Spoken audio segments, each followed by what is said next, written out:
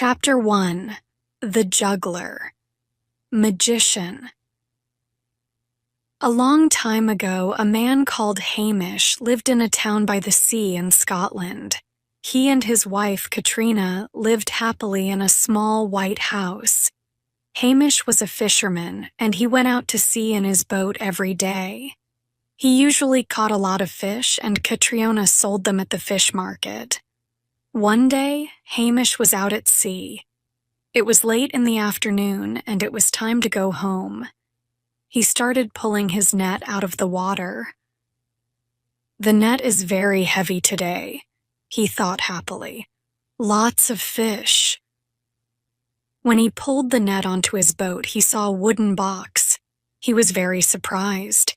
He opened the wooden box and found a little baby boy inside.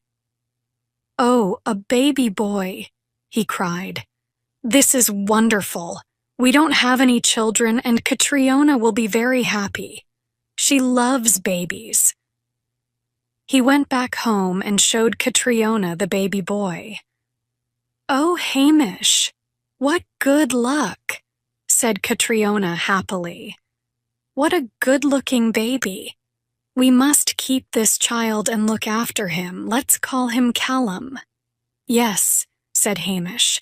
"I like the name Callum. He's our son now. We'll look after him and give him all our love and teach him to fish." Callum grew up and was a kind, friendly boy. He loved Hamish and Katrina, and they loved him a lot too. Hamish taught him to fish, and he learnt quickly. They went out in the boat together every day, but not on Sundays. On Sundays, Hamish worked in the garden, and Callum went to the port to look at the sailing ships. When Callum was 17, a big sailing ship arrived in the port of the town. It was a beautiful sailing ship. The sails were new and white, and the masts were golden. A tall, good-looking man stood on the deck. He had dark hair and dark eyes, and he was wearing a beautiful black suit. He had balls with spikes in his hands. He was juggling the balls very fast, without hurting his hands on the spikes. Callum watched the juggler with great interest. Then the juggler got off the ship and continued juggling the balls in the air. "Do you like juggling, Callum?" asked the juggler. Callum was surprised that the juggler knew his name. "Oh, yes," Callum said. "It's wonderful."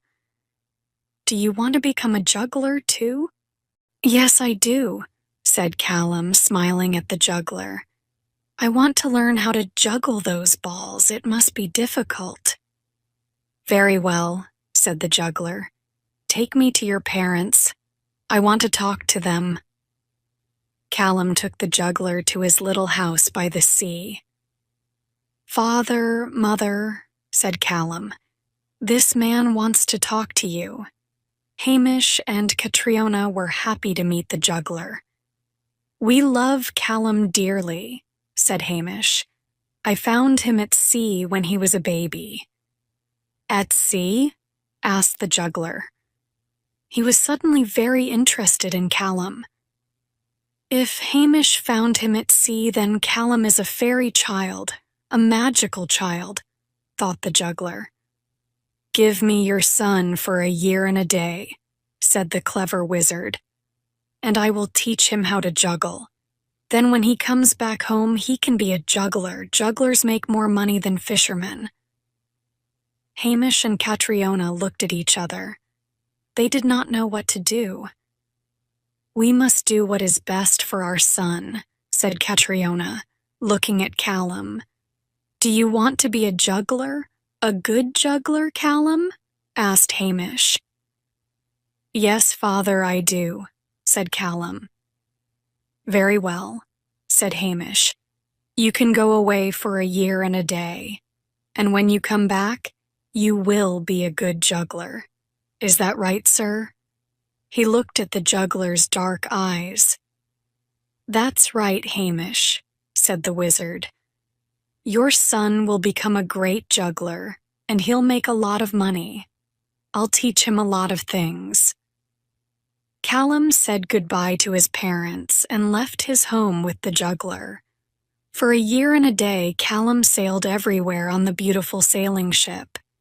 He saw a lot of new and interesting places, and he learned all about juggling. Chapter 2: The 14 Pigeons. After a year and a day, the juggler brought Callum back to his home in Scotland. Callum was now an excellent juggler. He could juggle 7 spiked balls, and he never hurt his hands with the spikes. Hamish and Katrina were very happy when Callum arrived. They thanked the juggler.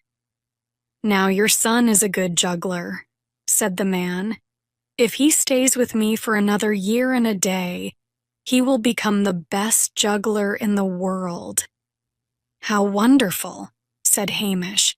"Yes, Callum can go with you again." Callum left for another year and a day, but at the end of that time, he did not return to his home. Hamish and Catriona were worried. They went to the port to look for the beautiful sailing ship, but it was not there. They asked a lot of people, but no one knew anything about Callum or the juggler. "Catriona," said Hamish sadly, "I must go and find Callum." "Please be careful, Hamish," said his wife, "and bring Callum home quickly." "Don't worry, dear," said Hamish, kissing his wife on the cheek. Poor Hamish did not know where to look for his son. He walked through the forests, up the hills and mountains, and crossed a lot of rivers. But he did not find Callum. One night Hamish was very tired and hungry. He saw a little old house in the forest. There was a light in the window. "Perhaps the person in this house can help me," thought Hamish. "Hello?" said Hamish. "Is anyone home?" A very old, kind wizard opened the door. He had bright blue eyes and a kind smile. "Welcome to my home. Please come in," said the friendly old man. "You must be very tired. Sit down and rest." Hamish sat down near the fire. The old man gave him some hot tea, bread, and butter. Hamish ate the bread and butter and drank the hot tea. After eating, he felt better and told the old man about his long journey. The old man listened carefully and was suddenly sad. "Your son's in the hands of the evil king of the wizards," he said. "Everyone here knows about the wizard and his terrible magic. But don't worry, I'll help you. You must rest now, and we'll talk about it tomorrow morning." He gave Hamish a warm red blanket, and he fell asleep near the fire. Early the next morning, the old man gave Hamish some breakfast. Then he said, "Today you must go to the king of the wizards. He lives in a dark castle on a high hill. When you get there, you must talk to the king immediately. Tell him you want your son. The king will take you to his tower where there are 14 pigeons. The king has magic powers and can change a person into a pigeon. If you recognize your son, you can take him home with you." "But how will I recognize my son?" asked poor Hamish. "Pigeons all look the same." "Remember this. Callum is the pigeon with a tiny black feather on its head," said the old man.